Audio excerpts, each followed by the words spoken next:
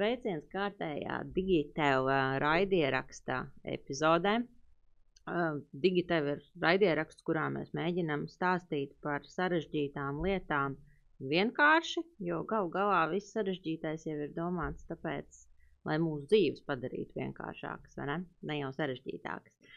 Un šoreiz mūsu viesis ir Raivis Dejus, un mēs runāsim par ļoti interesantu tēmu par balsu talku.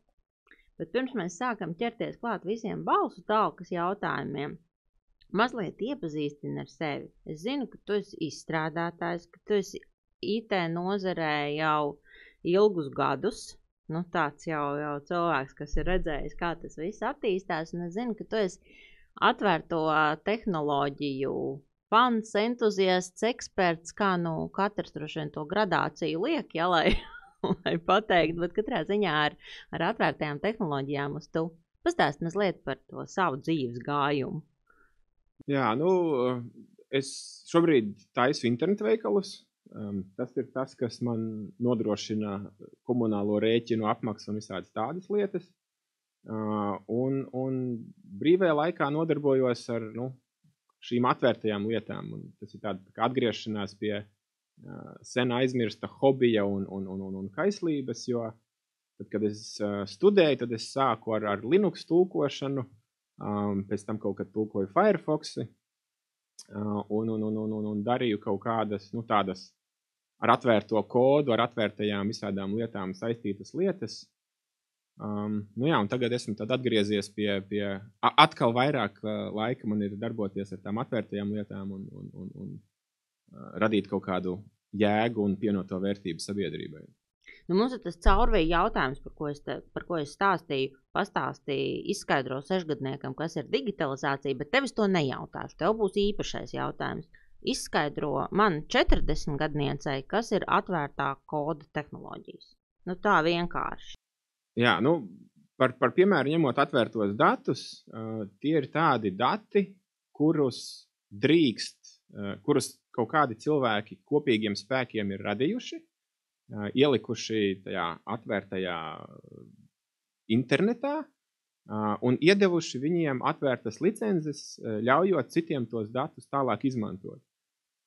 Un ieguvums no tā ir tāds, ka uz šiem datiem var būvēt kaut kādas lietas, kas noder visiem. Ja mēs ņemam piemēru, teiksim, šos balss datus, kas ir balsu talkā, tad savācot tos balss datus, kāds no tā var uztaisīt balss modeli, kurš atpazīst, ko mēs runājam, un kāds cits, vai iespējams tas pats cilvēks, kas ir tos datus ielicis tajā atvērtajā pasaulē, viņš tālāk uz to citu cilvēku darba rezultāta var būvēt kaut kādus jau vai chatbotus vai kaut kādus analītikas rīkus, kas jau ar atpazītu balsi dara kaut kādas tālākas lietas. Sanāk, ka tādā kā kopienas spējām, ar kopīgās visas industrijas spējām mēs virzam kaut kādu kopējo to labumu uz priekšu. Kāds izdara vienu lietu, kāds izdara kaut ko citu, un tā viens otru papildina un ražo pievienoto vērtību. Tad, piemēram, tāda ļoti liela kopā ar balss ierakstiem, tie būs atvērtie dati. Kas vēl mēdz būt, kādi dati vēl mēdz būt atvērti? Mēs daudz runājam vairāk par to mūsdienās, kā tos datus pasargāt. Visiem ir ļoti svarīgi nosargāt to savu personas kodu un fizisko personu datus, un tad tos mēs gribam turēt ļoti slēgtus. Bet kas ir vēl kaut kādi piemēri atvērtajiem datiem? Te ir svarīgi tas, ka bieži vien mēs pat varam nezināt, kāds būs tas iegūms no tā, ka kaut kādi dati ir atvērti, jo tur vienmēr ir tāda vistas olas problēma. Neviens neatver datus, jo neredz pievienoto vērtību, un tāpēc, ka dati nav atvērti, tās pievienotās vērtības nav. Bet, piemēram, viens piemērs ir Latvijas televīzijas ziņu dienesta sižeti, kas ir YouTube. Tie ir ziņu sižeti, kuri ir ar Creative Commons licenci. Viņus var ņemt un tālāk izmantot kaut kādiem pētījumiem, kaut kādiem darbiem, taisīt citus kaut kādus video, bet tāpēc, ka tā licence ir atvērta, gan mēs, gan visi pasaules lielie valodu modeļu pētnieki un veidotāji, viņi var tos balss datus, kas tajos sižetos ir, ņemt, nebaidoties no tā, ka kaut kāda licence tiks pārkāpta, jūs ieguldat, teiksim, kā, nezinu, Google vai Microsoft vai Facebook iegulda miljonu, lai uztaisītu kaut kādu modeli. Un tad kāds pasaka, klau, bet jūs paņēmāt mūsu datus, tagad jūs mums esat parādā kaut kādas milzīgas summas, un jums jāmet ārā visu, ko jūs uztaisījāt, jo tur kaut kādas juridiskās lietas nebija tīras. Un tad šī atvērtā licence ļauj lielajiem un arī mazajiem, kam ir ieguldīt savus resursus, radīt kaut kādas, piemēram, balss atpazīšanas modeļus, kas gan viņiem biznesam nodrošina kaut kādas lietas, gan arī pēc tam sabiedrībai dod jaunus kaut kādus papildus rīkus. Tas ir tā atvērto datu jēga. Atvērtais kods ir līdzīgi, bet tas atvērtajā kodā ir piemēram kaut kādas, kā mēs darbā uztaisījām tādu internetu veikalu platformu, kas ir vizuālā daļa, un viņa arī ir atvērtā koda. Tad kaut kādi cilvēki var paņemt to platformu it kā uztaisīt savu internetu veikalu un var viņu darbināt. Ja viņi paši tiek galā un ja viņiem nav vajadzīga kaut kāda specializētāka palīdzība, tad visforši viņi paši tiek galā, viņi strādā. Bet tipiski, kas notiek, ka kaut kāds mazs uzņēmums, viņam nav daudz naudas, viņš paņem kaut ko, kas ir open source, kas ir bez maksas. Viņš sāk viņu lietot, un tad viņš aug, attīstās, un viņam iespējams pietrūkst tās kapacitātes darboties, pašam tikt ar to galā. Un tad bieži vien viņš meklē palīdzību pie tiem, kas to kaut kādu atvērtā koda risinājumu taisa, un tad atkal tur kā atgriezeniskā saite, ka tie, kas to kaut kādu lietu ir palaiduši open sourceā, viņi piedāvā vai maksas kaut kādus pakalpojumus, konsultācijas, pielāgojumus, kaut kādas tādas lietas. Pēc būtības nav tā, ka tas tā kā dažreiz izklausās ļoti vienkārši. Hei, jūs esat visi tur pilnīgi dumji, kas pērk maksas slēgtās tur programmatūras, taisam visu open sourceā, viss būs pa brīvu, viss būs vienkārši, viss būs skaisti, bet realitātē jau tomēr tāpat kaut kādas konsultācijas pie zināma sarežģītības līmeņa tomēr un atbalsts ir vajadzīgs, vai ne? Tas ir arī viens no tiem biznesa modeļiem, kā kaut kādi tie atvērtā koda risinājumi dzīvo, kad viņi piedāvā kaut ko papildus. Reizēm tiek piedāvātas papildus kaut kādas features, kas ir pieejamas, kaut kas ir bāzes komplektā bez maksas. Ja jums vajag kaut ko sarežģītāku, kaut ko lielāku, kaut ko ātrāku, tad tas reizēm ir pa maksu. Tad tas ir tāds tā kā veids, kā var savākt klientus, kuriem varbūt sākumā nebija naudas vai kas gribēja pamēģināt ar kaut kādu platformu. Viņi uzreiz licencēs neieguldās, viņi paņem kaut ko maziņu, vienkāršu, un augot viņi jau ir pie tās platformas pieraduši, un tad jau viņi tālāk neies nekur nost un dzīvo tajā tālākajā platformā.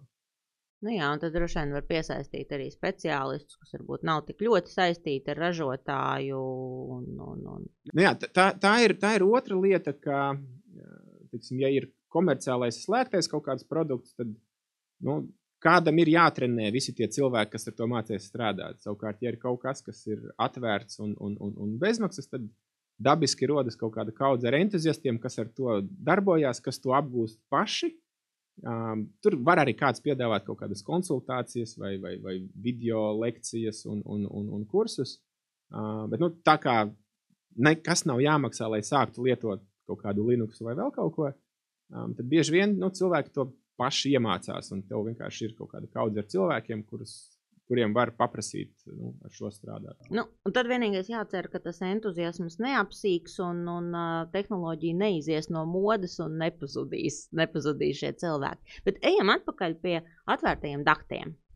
Jo par atvērtiem datiem, tā tad skaidrs. Tas var būt visdažādākais saturs radītājs, tas tie var būt kā balss talkas gadījumā. Tad balss ieraksti, piemēram, tie droši vien var būt arī kaut kādi transakciju dati, ko var analizēt, kas nav piesaistīti personas datiem vai kaut kas tam līdzīgs. Mēs arī daudz runājam, ka valsts pārvaldē varētu būt atvērtie dati, uz kuru pamata varētu veidot dažādus risinājumus privātais sektors. Tad būtībā kaut kāda datu kopa, ko izmanto visi citi. Es saprotu, ka tu esi ar to aizrāvies, un tas ir svarīgi, bet pastāst mazliet par balss talku. Nu, kādā veidā tu nonāci līdz domai, ka ir vajadzīgi arī šie atvērtie dati ar latviešu valodas ierakstiem? Kāpēc, kā, kad? Nu jā, es kaut kādu laiku jau dzīvoju ar tādu domu, ka būtu forši, kad mājās ir kaut kāda kastīte, kas ražo labumu sabiedrībai. Un tad vienkārši ar tādu vēlmi paspēlēties ar kaut kādām tehnoloģijām, kam ir kaut kāda jēga. Es kaut kad pirms pāris gadiem liku tos sensorus, kas mēra gaisa kvalitāti. Un tad pagājušā gada sākumā Home Assistant platforma, kas ir tāda mājas automatizācijas platforma, kur var tur saslēdz spuldzes, saslēdz kaut kādas radiatora tās galvas, un tad var sakonfigurēt, ka tad, kad no rīta mēs aizējam uz darbu visi, tad radiatori nogriežās drusku vēsāki, tad, kad mēs atnākam mājās, tad viņi atkal ieslēdzās siltāki. Un tad pagājušā gada sākumā šī platforma paziņoja, ka viņiem būs balss gads, ka viņi fokusēsies uz kaut kādām balss tehnoloģijām, lai ieviestu jaunas kaut kādas iespējas tajā platformā. Un tad sākot to pētīt, es sapratu, ka tā programmēšanas daļa, visi tie rīki, lai varētu to darbināt, viņi jau ir gatavi, pieejami, un visās tajās valodās, kurās ir kaut kādi dati savākti, tur viss strādā, jau visu var lietot, bet latviešu valodā to datu nebija. Un tad es sāku ar to drusku pētīt. Vienā brīdī, kad biju sapratis, kā tas strādā, un man likās, ka es saprotu, kas tajā lauciņā notiek, tad es sazinājos ar Atvērto tehnoloģiju asociāciju, ar domu meklēt kaut kādu veidu, kā mēs varētu dabūt latviešu valodas datus. Un tad tur vārds pa vārdam mums sanāca saslēgties kopā ar Matemātikas informātikas institūtu, kuriem kā reiz bija, un laikam šobrīd arī vēl ir projekts par valsts latviešu valodas datu vākšanu. Un tad, vārds pa vārdam mums radās tā kopīgā ideja, vai principā ideja par balsu talku visiem jau bija galvā, vienkārši mēs to tā saslēdzām kopā. Un tad radās balsu talka, kur mēs sākām tos datus vākt. Un viņi joprojām vācās. Rezultāti ir diezgan labi, mēs esam savākuši vairāk kā lietuvieši un igauņi. Bet, lai mēs tiktu tajā līmenī ar visām lielajām valodām, tur vēl kāds, mēs esam kādus 20% līdz angļu valodas līmeni mēs esam savākuši. Tā kā darāmā vēl ir daudz. Bišķiņ tā ieskicējot dziļāk, ko nozīmē savākt balss datus? Kas tas tāds īsti ir? Jā, tad balsu talka vai vispār ar balsi strādājumās lietas, viņas dalās divās daļās. Viens ir runas sintēze, kur no kaut kāda teksta, piemēram, paziņojums, hei, jums ir kļūda sistēmā, mēs gribam, lai to atskaņo robots.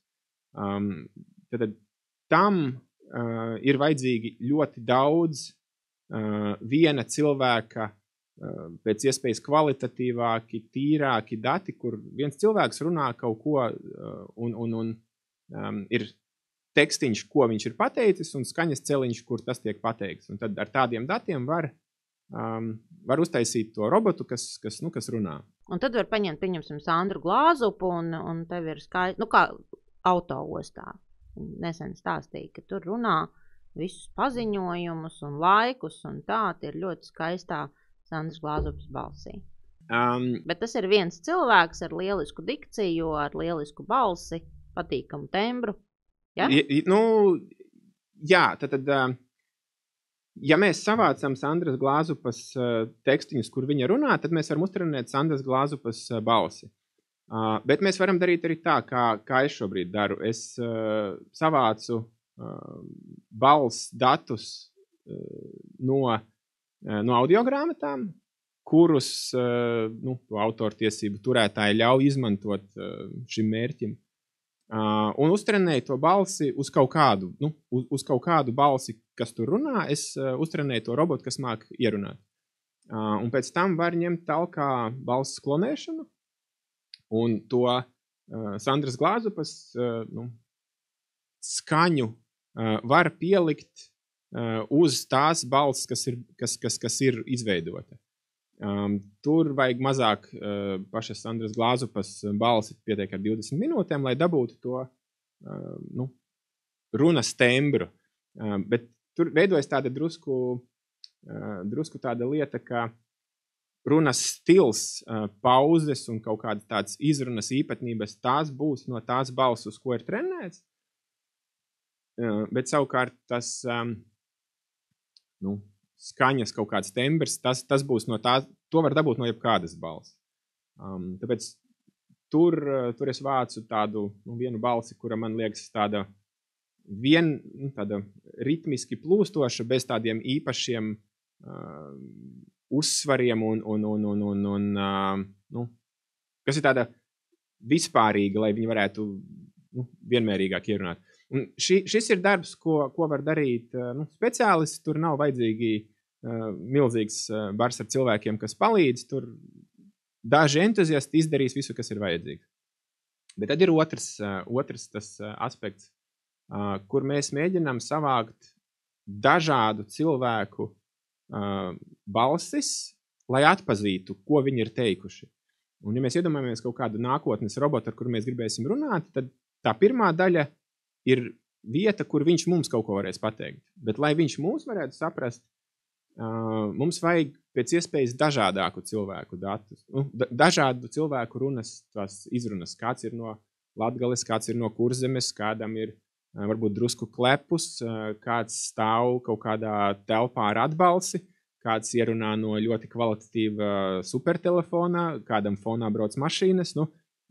Jo dažādāki tie dati no dažādākiem cilvēkiem būs, jo tas atpazinējs spēs labāk saprast visādus tādus nestandarta situācijas. Jo, ja mēs to atpazinēju trenētu uz manu un tavu balsi, kur mēs ierunājam ar studijas mikrofoniem, tad manu un tavu balsi viņš atpazītu, bet kādu cilvēku, kurš varbūt ir no Ventiša un kaut kā drusku savādāk izrunā, viņam jau sāks parādīties kļūdas. Tāpēc tur vajag to cilvēku ieguldījumu, lai 10 000 latviešu ierunātu katrs pa 100 tekstiņiem, un lai mēs to dažādību savāktu. Un tā ir lieta, ko daži speciālisti, lai cik viņi labi gribētu, nevar izdarīt, jo es nevaru ierunāt citos kaut kādos tembros, citos kaut kādos vecumos un kaut kādām tādām runas īpatnībām. Tāpēc to var izdarīt vienīgi ar masu, ar cilvēku, ar to, ka dažādi cilvēki ierunā tos tekstus. Un kāda jēga no šī ir? Tad balsu talkā vāktie dati, viņi krājās Mozilla Common Voice platformā. Un tā ir tāda platforma, kas kopš 2019. gada eksistē, un tur cilvēki vāc tieši tos atvērtos datus. Visas licences, viss ir atvērts, un jebkurš, kas strādā jebkādā veidā ar balsu tehnoloģijām, viņš tos datus var izmantot. Un arī visi lielie tur, Google, Facebook, Microsoft, viņi, kad taisa savus rīkus, viņi ņem arī datus no tās Common Voice platformas. Un tāpēc notiek tāda maģiska situācija notiek. Mēs vienkārši ierunājam kaut kādus abstraktus tekstiņus kaut kur, viņi nokraujās plauktā, un tad kad nāk nākamā Google, Facebook vai Microsoft vai vienalga kāda cita izstrādātāja kaut kāds rīks, kurš kaut ko nebūtu dara ar balsi, viņš vienkārši maģiskā kārtā latviešu valodu saprot labāk, jo visi tie dati tur ir ievākti iekšā. Var gadīties, ka atkal Google, Facebook un Microsoft, viņiem ir arī savi kaut kādi dati, bet noteikti viņi ņem arī tos, kas ir Common Voice'ā savākti. Un tāpēc kāpēc es to daru? Es sagaidu, ka nākamajā kaut kādā versijā mans gudrais televizors, kuram es uzspiežu pogu, un tā poga jau tur ir. Meklēt ar balsi. Es pasaku Raimonda Paula kaut kādas tur dziesmas vai, vienalga, ko es kuroreiz sameklēju. Un viņš reizēm mani saprot, un reizēm viņš saprot kaut ko slikti, vai mana meita grib atrast tur šādus vai tādus video. šobrīd viņi runā angliski ar to robotu, jo tas robots viņu īsti nesaprot latviski.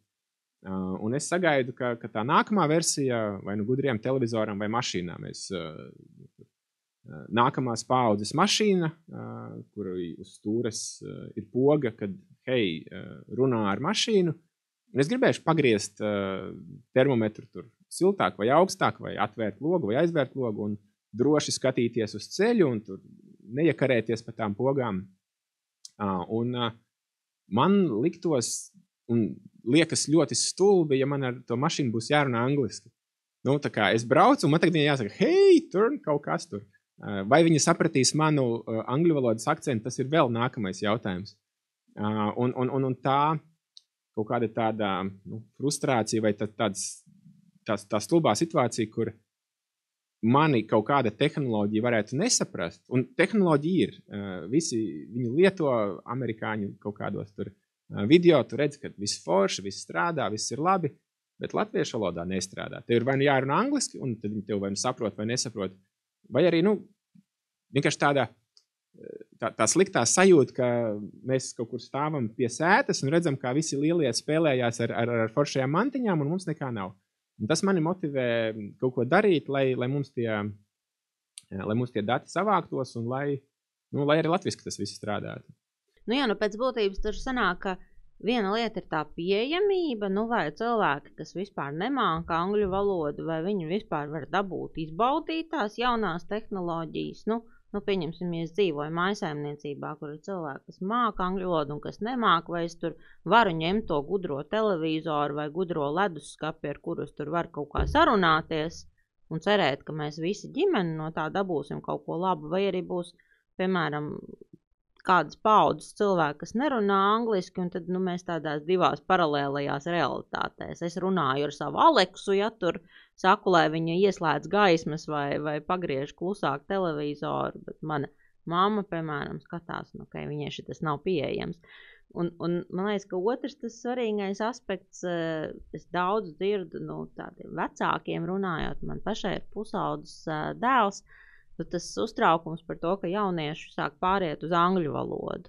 Bet ko tad, lai viņi dara, ja viņi ar savu Siri runā angliski un viss viņiem ir angliski un viņiem varbūt vispār rodās tā sajūta, ka bet modernā pasaule jau notiek angļu valodā, nevis latviski. Tieši tā, tas principā ir tāds valodas izdzīvošanas, realitātes mirklis, kad vai tas būs vai nebūs. Vēl mazliet pieskaroties tai situācijai par vecākiem cilvēkiem. Es, kad aizbraucu vai pie sievas mātes vai pie mammas, tad viņiem vienmēr ir kaut kādi jautājumi, hei, palīdzi man telefonā, man ir šis, man te kaut kas lec, man kaut kāds absolūts sīkums, kas ir jāatrisina tur. Ieejam iestatījumos kaut kur, izslēdzam kaut kādas notifikācijas, vai vienalga ko. Un tā situācija ir tāda, ka tā problēma nav sarežģīta. Mana māte māk paskaidrot, kas viņai ir vajadzīgs, lai kaut kā notiktu savādāk. Un tā ir salīdzinoši vienkārši lieta, izslēgt notifikācijas vai kaut ko tādu izdarīt. Bet viņa nav IT speciālists. Viņa nevar, vai varbūt, ka varētu, bet principā viņa nedara to, viņa neieiet Google, neieraksta to, ko viņai vajadzētu darīt, un tad neatrod tur kaut kādu aprakstiņu, kur tieši to var izslēgt. Bet kaut kādā nākamajā versijā, kad arī viņas telefonā būs tā poga parunāt ar mākslīgo intelektu, viņa varētu nospiest to podziņu, viņam paskaidrot, hei, telefon, man te lec kaut kāda notifikācija, vai tu vari viņu izslēgt. Latviski viņi to izskaidrotu, angliski viņi droši vien ar to mākslīgo intelektu nerunātu. Un atkal, ja tā latviešu valodas atbalsta nav, tad kaut kādai kaudzei cilvēku vienkārši kaut kādas iespējas, ko šobrīd sniedz un tuvākajā laikā sniegs kaut kādi nākamie mākslīgā intelekta uzlabojumi, vienkārši nebūs pieejami. Un otra situācija ir piemēram, ar burgeru pasūtīšanu. Burgeru pasūtīšana ir salīdzinoši vienkārši uzdevums. Tur, hei, man vajag šitādu burgeri vai tādu burgeri, desu jā vai ķiplokus nē, kolu lielo vai mazo. Un interneta ziņās mēs jau redzam, ka ir kaut kādi tur tie amerikāņu ātrās ēdināšanas restorāni, kas sāk skatīties uz šo, jo strādāt par burgeru pasūtījumu pieņēmēju, darbs nav baigi interesants, droši vien arī baigi daudz nemaksā, un atrast tos cilvēkus, kas tur tempā grib strādāt un likt burgerus un vēl pieņemt pasūtījumus, droši vien nav baigi viegli. Es pieņemu, ka tā ir zināma problēma ātrās ēdināšanas visiem tiem restorāniem. Bet uzdevums saprast, ko cilvēks teica, un to visu frāzi man lūdzu kolu lielo un 2 cheeseburgerus, tas ir salīdzinoši vienkāršs uzdevums, ko iespējams jau ir atrisinājuši un jau kaut kur tas ir pieejams. Ja nav vēl atrisinājuši, tad tuvākajā gada 2 laikā būs tie automātiskie burgeru pasūtīšanas. Ar balsi, nevis ar balsi, jā. Jo atkal es piebraucu, piemēram, pie tā, ir burgeru pasūtīšanas automāti, kur es saklikšķinu, ko es gribu darīt. Bet tad man ir jāiet ārā, jāspiež tur tās visas pogas. Tas arī strādā, tas ir forši, aiztaupa baigo laiku vai aplikāciju aizpildīt. Bet autokasē, tu nekāpsi ārā tur spaidīt pogas, tu gribi pateikt, ko tev vajag. Un tā ir arī tāda kā biznesa efektivitāte, kur vai tev burgernīca ir vaļā, jo tev darbinieks atnāca neslims un nav aizgājis prom no darba, vai arī tev varbūt viņam jāmaksā vairāk, vai vēl kaut kā viņš ir jādabūt tas darbinieks. Un ja to var nodrošināt kaut kāda kastīte, kas ar to tiek labi galā, tad tas vai burgers būs lētāks, vai burgernīcas saimnieks vairāk nopelnīs. Un atkal situācija, kur ja tie dati ir, tad, piemēram, šādu risinājumu, un te ir 2 varianti, vai Latvijas burgernīcas nopērk kaut kur pasaules tirgū pieejamu to risinājumu, vai arī kāds, kas Latvijā ir vai uzņēmums, kas domā, hei, varbūt, ka mēs varētu piedāvāt šādu pakalpojumu, vai varbūt kāds students grib sākt savu IT karjeru ar šādu lietu, jo tas nav baigi sarežģīts uzdevums saprast, ka tā ir kola un jāizsūta uz kaut kādu tur apī, kad klients šis gribēja 1 kolu un cheeseburgeri skaits 2. Vienkārši tas, ja tie dati būs, tad mēs varēsim visu šo izdarīt. Un, ja dati nebūs, tad angliski varēs pasūtīt kaut kur tur ārzemēs. Jā, un viens stāsts droši vien ir tādi, efektivitātes risinājumi, ieslēgt televizoru, parunāties ar leduskapi, pasūtīt burgeri, bet, interesanti jau ir šī arī izglītībā pielietojumi, kas varbūt ir pat vēl jēgpilnāki, zinot to, ka skolotāji ir deficīts, droši vien vienmēr būs deficīts un jāmācās mums būs visu mūžu, vai šāda veida tehnoloģijas mums ļaus arī izglītību padarīt pieejamāku? Obligāti. Man piemēram, liekas tā, ja es būtu skolotājs, man liktos drusku garlaicīgi visu laiku atgremot vienu un to pašu par kā 2 un 2 saskaitīt. Es droši vien labprātāk mēģinātu noķert to, individuāli strādāt ar kaut kādu konkrēto skolēnu, kurš kaut kāpēc kaut kādu niansi nav sapratis. Un atkal man meita ir 2. klasē, viņiem tas, ko viņi tur mācās, nav kaut kāda baigā maģija. Tur līdz 100 saskaitīt un atņemt. Diezgan garlaicīgi tur mācīt to, man kaut kā ir grūti ar to, bet tas uzdevums ir salīdzinoši vienkāršs. Un viņa tieši otrklasnieks, kas nečetos ar matemātikas kaut kādu čatrobotu, viņa ar balsi gribēs ar to runāt. Atkal nav bijis laika izpētīt, vai šis jau ir gatavs kaut kur. Ja nav gatavs, tad es esmu pārliecināts, ka tuvākajā laikā būs gatavs. Tur 2. klases matemātikas skolotāja robots. Tu atver kaut kādu aplikāciju, un tev ir mājas darbs, nevis video lekcija, kur tas saturs izskrien un vai tu saprati vai nesaprati, bet tev ir reālā laika kaut kāds tas čatiņš, kurš tev saka, hei, tagad izrēķini šito. Tu uzrakstīji kaut kādu piemēru, viņš ir nepareizi, vai, ja ir pareizi, visforši nākamais uzdevums. Ja kaut kas nav pareizi, tad viņš tev paprasa paskaidrot, kā tu rēķināji.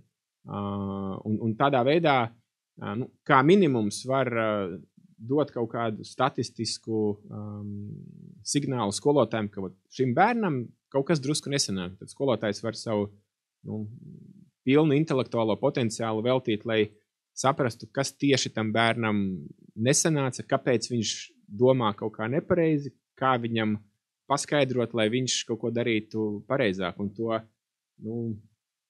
lielo masu ar tādu kā sauso atgremošanu, ka 2+2 saskaita šādi, to var uzticēt vienkārši kaut kādam robotam. Un biznesa pasaulē ir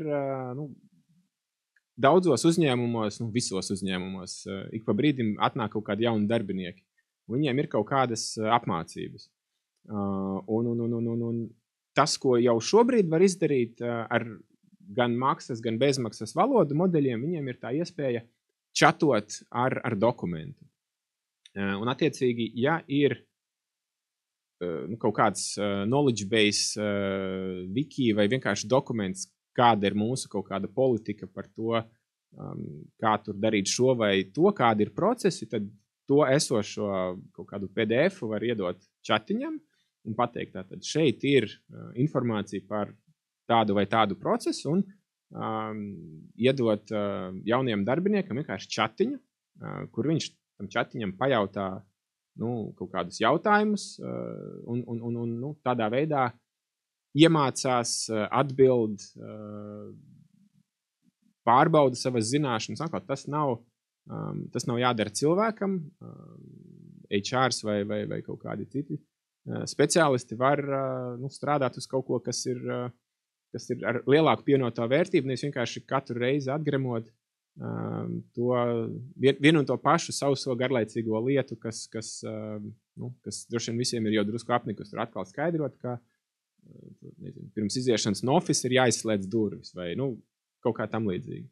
Jā, un pēc būtības tas ieguvums jau no šiem dažādājiem risinājumu piemēriem, par kuriem tu stāstīji, protams, ka no tā iegūs arī lielie spēlētāji. Tur mēs labāk varēsim saprasties arī ar Siri šī visa rezultātā Apple lietotāji, bet tas, protams, arī palīdz attīstīt vietējos tehnoloģiju risinājumus, jo droši vien, ka ja tu taisi startup un tev ir kaut kāda lieliska ideja, ko risināt, kaut vai šis pats privāts skolotājs, droši vien, ka nevienam atsevišķi nav tik daudz resursu, lai savāktu šos balss paraugus un savu risinājumu uztrenētu. Jā un nē. Ir Latvijā startupi, kas ir veiksmīgi un kas tos balss paraugus savām vajadzībām ir savākuši. Vienkārši viņiem ir sanācis iztērēt lielu enerģijas resursu, lai darītu kaut ko, kas it kā viņiem ir konkurences priekšrocība, jo šobrīd viņiem tas ir un pārējiem nav, bet noteikti ir kaut kāda kaudzīta ar startupiem, kuriem nepietiek tā resursa, lai pabeigtu visu savu pilno produktu, jo, ja viņi velta daudz laika, lai savāktu tos datus, tad, tur jau viss tas laiks aiziet. Un tāpēc ir ļoti svarīgi tie atvērtie dati, kuri ne tikai ielējās tajās lielajās kompānijās, kuras mums vienkārši ir televizors un Latvijā neviens televizors neražot. Televizoru, ko mēs nopērkam, viņš būs no viena no lielajiem. Un attiecīgi vai viņš sapratīs to latviešu valodu vai nesapratīs. Un tas, ka kaut kādi lielie varētu pastīties, Latvijā tur maz cilvēku, lai nodrošinātu valodas atbalstu, tas mums maksā tik, droši vien neatmaksāsies, labi, lai viņi runā angliski. Un tā arī ir, tā arī tie cilvēki saka, ka, tur grūti, nav ekonomiski izdevīgi viņiem tur ieguldīties. Bet, ja tie atvērtie dati ir, tad tās tehnoloģijas strādās. Un arī mums visiem startupiem un kaut kādām, gan startupiem, kas rodas tukšā vietā, gan kaut kādām izpētes idejām lielajos uzņēmumos ir iespēja attīstīt šo kaut kādu pievienoto vērtību. Jo teiksim, tie paši vienkārši atpazīt balsi, tam nav tāda baigā pievienotā vērtība. Ar to var uztaisīt subtitrus video. Jā, it kā tas ir labāk nekā nekas, bet es ar savām ausīm dzirdu video, man tie subtitri nav vajadzīgi. Bet savukārt, ja es varētu iedot kastīti, kas manai meitai māca matemātiku, vai vismaz pārbauda viņas mājas darbus, vai ļauj sagatavoties kaut kādam kontroldarbam par dizainā un tehnoloģijās par kaut kādu maizes cepšanu, kur ir pāris jautājumi, ko viņai tas čatiņš uzdod, tad viņa atbild, un tad pēc tam čatiņš paskaidro, bija pareizi vai nebija pareizi. Tas būtu baigi forši, tas man ir interesanti. Un arī biznesā, piemēram, Visma ražo grāmatvedības un resursu vadības programmas, un iedomājos, tas būtu lieliski, ja mūsu klients vadītājs nevis varētu kaut ko vērt vaļā programmā, meklēt atskaites vai kaut ko, bet vienkārši pajautāt, vai man ir samaksājis klients X, kam bija jāsamaksā vakardien, un programma viņu saprot, un iedod uzreiz risinājumu. Tieši tā, un skaidrs, ka viņš var ieiet tur kaut kādā tajā meņu, atrast, atfiltrēt un to rezultātu atrast, bet cik tas laiku paprasa. Un tāpēc tā balss ir tik svarīga, jo tas ir tas dabiskais veids, kā cilvēki iedarbojās. Un te ir interesants tāds viens projekts Rabbit R1, kas ir atkal amerikāņu kaut kāds startups, kuri taisa tādu mazu kastīti, kurai ir viena poga, tur ir arī kāds mazs ekrāniņš un kamera, bet tā Rabbit R1, tā doma ir tāda, ka viņš ne tikai saprot, ko jūs sakāt balsī, bet viņš saprot darbības, ko cilvēks ir gribējis. Un tad, ja man vajag, un viņu var uztrenēt esošajos programmu interfeisos, veikt kaut kādas darbības. Piemēram, viņam tur ir piemērs pasūtīt kaut kādu burgeri.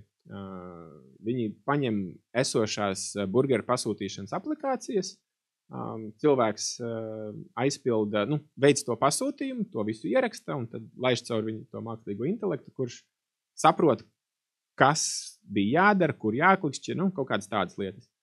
Un rezultātā jūs varat nospiest podziņu, pateikt, pasūti man tādu vai šitādu burgeri, es viņu savākšu, tikos un tikos. Un tā mazā kastīte jūs vietā veic šo darbību, viņa pasūta šo lietu. Un skaidrs, ka visi skatās uz visādām interesantām idejām, un tuvākajā laikā būs vēl kaut kādi risinājumi, kas šo ideju īstenos vai maksas kaut kādos pluginos vai open source kaut kādos risinājumos. Un to varēs vienkārši pielikt, ieintegrēt jebkurā aplikācijā. Un tad varēs paprasīt tajā aplikācijā, vai šis klients man ir samaksājis. Ja viņa spēs saprast latviešu valodu. Ja nē, tad šefam nāksies runāt angliski un tur varētu būt interesanti kaut kādus tādus uzņēmumu nosaukumus, kuros ir ž un š. Tas varētu būt izaicinoši. Bet otra lieta, ko es sagaidu, ka šis būs tāda svarīga lieta, ir tieši apmācības un palīdzība. Jo tie chatbotiņi un kaut kādi chatiņi tur vidu mājaslapā vai vienalga kur citur, viņi šobrīd nav tādi baigi jēdzīgie. Viņiem tu kaut ko pajautā, un ja tu nepajautāji tā, kā tas ir aprakstīts kaut kādā strikti definētā sistēmā, tad viņš neko tādu baigi jēgpilnu nepasaka. Bet ar tiem valodu modeļiem tā problēma, kur tas, kā tas ir pierakstīts terminos, un tas, kāda tam ir jēga, līdz šim tā ir bijusi problēma, kad, piemēram, mums internetu veikalos ir kurpes. Kurpēm ir apraksts, kuru kāds ir uztaisījis. Tur labas skriešanas kurpes, ērtas, vēl kaut kas. Bet atnāk cilvēks uz internetu veikalu un ieraksta tur ērtas tupeles. Skaidrs, ka vārds tupele nevienā iespējamajā preces aprakstā nav. Un attiecīgi viņš neatrod tās savas tupeles. Bet ja mēs šo visu laižam caur valodas modeļiem, kas ir mācījušies no teksta, kas vispār ir pieejams internetā, Un valodas modeļi, viņi veido tā saucamos embeddingus. Un embeddings tā ir tāda kā izvelk no teksta tā kaut kādu dziļāko būtību. Un to dziļāko būtību viņi panāk caur, tur dažādas metodas, bet viena no metodēm ir, ka viņi analizē, ar kādiem vārdiem šis vārds visā internetā pieejamajos tekstos, ar ko viņš ir pieejams kopā. Tur, teiksim, burgers tiek bieži lietots ar kečups un garšīgi, un ja kurpes tiek lietotas ar šņores, apaukrēms un zole, un tupeles arī tiek lietotas kopā ar krēms, šņores un zole, tad viņš saprot, ka kurpes īstenībā ir gandrīz tas pats, kas tupeles. Un tādā veidā tie visi chatbotiņi, kuriem ir kaut kāda, varbūt ļoti formālā, ļoti pareizā valsts valodā rakstīts, kādi ir procesi, kur tur ko var izdarīt, un cilvēks paratais, kas atnāk un pajautā, kur man pasūtīt, vai kur man sūdzēties par kaut ko, vai atkal pajautā par tām tupelēm. Visi šie mākslīgā intelekta risinājumi, par kuriem mēs tur arī pēdējā laikā daudz runājam, bet tad tas mūsu izaicinājums ir dabūt kopā to rakstīto tekstu, runāto tekstu, jo droši vien, ka rakstītā teksta pietiek, uz ko viņiem mācīties un uz ko saprast latviešu valodu, bet kā savilkt kopā to, kas ir uzrakstītais vārds un kā viņš varētu būt izrunāties, turklāt ļoti dažādos variantos, vai es viņu saku pirms iešanas pie zobārsta vai pēc iešanas pie zobārsta, pieņem, ka ir atšķirības. Mazliet tā noslēdzot. Nākotne ir skaista, daudzsološi. Runāsim ar grāmatvedības programmām, televizoriem, privātu skolotājiem, elektroniskajiem un tā tālāk. Kas mums ir jāizdara vēl, lai nonāktu tajā lieliskajā nākotnē? Tu minēji, ka mums ir pa 20% projekts ir izdarīts. 20% vārdu paraugu ir savākti. 80 vēl ir palikuši. Izklausās diezgan daudz. Cik tas ir? Cik mums ir palicis? Cik cilvēkiem vēl ir jāierunā savi 100 teikumi? 10 000. 10 000 cilvēku. Droši vien šobrīd jau drusku mazāk, bet šis ir drusku atkarīgs no tā, cik augstu kvalitātes latiņu mēs gribam sasniegt. Ļoti augstu. Es gribētu arī angļu valodas kvalitātes līmeni, un tas ir 1000 stundas ir jāierunā. Šobrīd mums ir ierunātas 200 stundas, tad 20% mums vajag. Tad vēl 800 stundas vajag. 800 stundas. Bet nedara, ka es ierunāšu 10, ja? Jā, tad, ja es ierunāšu 800 stundas, tad mani viņš sapratīs labi. Bet tas nav tas mērķis. Mēs gribam, lai tās stundas ir no dažādiem cilvēkiem. Tāpēc, ja cilvēks ir ierunājis jau 100 stundu, 100 tekstiņus, tad apmēram no tā viena cilvēka jau ar 100 tekstiņiem pietiek, tad viņš var savu laiku veltīt pārbaudēji. Jo šobrīd arī mums ir, laikam 200 ir ierunātas un kaut kādas 100 ar 150 vai vairāk ir pārbaudītas. Tad īstenībā mēs varam lietot tikai tās 150 stundas, kuras ir pārbaudītas. Tāpēc tā pārbaudīšana arī ir svarīga tur, lai būtu precīzi, lai nav kaut kādas kļūdas, jo cilvēki reizēm kaut kādus vārdus izlaiž vai kaut ko ne tā pasaka, vai tur fonā kaut kas viņiem runā. Trokšņu fonā varbūt, bet ja fonā ir dzirdamas citas balsis, tad tas vairs nedara. Un reizēm cilvēki kļūdās, kad tur kaut kādus liekus vārdus pasaka vai kaut ko nepasaka. Tad ierunāt 100 teikumus, tas aizņem cik?